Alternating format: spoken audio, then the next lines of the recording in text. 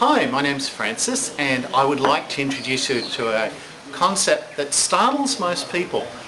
In the late 1800s, mathematicians and scientists were starting to look at, there was things that were showing up in the realm of Newtonian physics when people were doing research that just didn't quite gel. So there was things happening at a very, very small, like a microscopic level, that didn't meet the classical laws of Newtonian physics.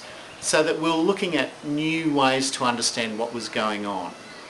And we had the development of new forms of mathematics and new forms of physics to try and explain that. And many of you will have heard of the concept of quantum physics. And what we're doing there is we're talking about at an atomic level and smaller. Now, everyone's heard of Albert Einstein, who was a clerk who developed this theory of relativity, and he became one of the most famous mathematicians of his age.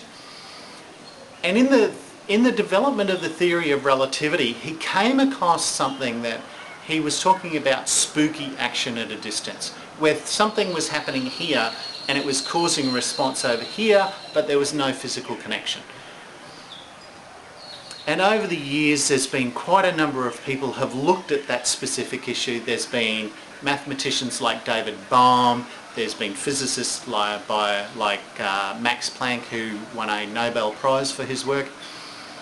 And all of them were looking at the same thing. There's something happening, something underlying the physical reality that we know, that has an effect that we can't explain through classical physics.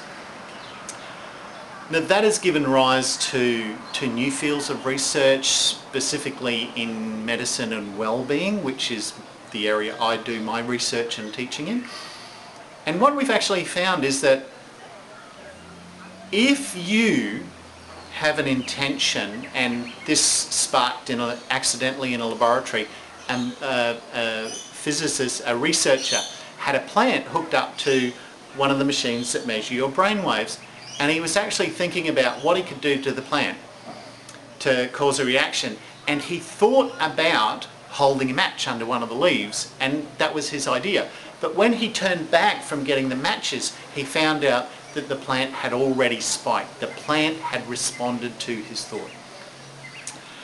Now, ongoing from that research, we've actually started building very fine machines that will measure responses and changes at a quantum level, and we've managed to isolate that from the rest of the universe.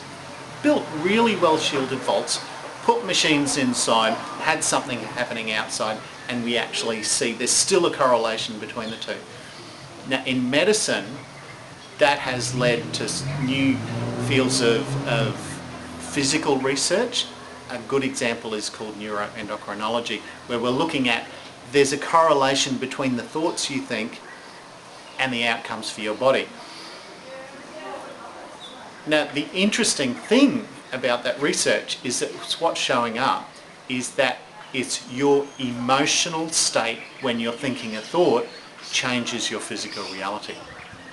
So we've then got drawing it back into teaching people about health and well-being. We're actually finding that people's emotional states, so what you're thinking,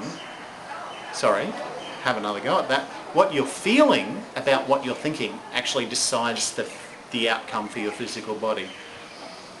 So we're now teaching people not to deal just with the symptoms. If you've got a symptom, an acute illness that you need to see a medical professional for, we still send you to the medical professional. You still need to deal with those acute symptoms, but there's an underlying issue, and that's your state of mind is deciding what symptoms will develop.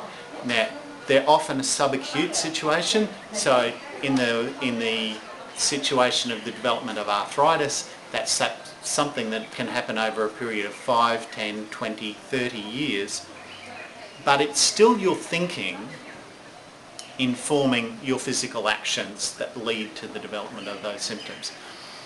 And that's where we've got well-being is now developing as a new field of study, which was where we're teaching people how to maintain their environment at a physical level, at a mental level, and at a spiritual level, how to maintain that environment so you don't have the development of those symptoms and you live a life of health and well-being.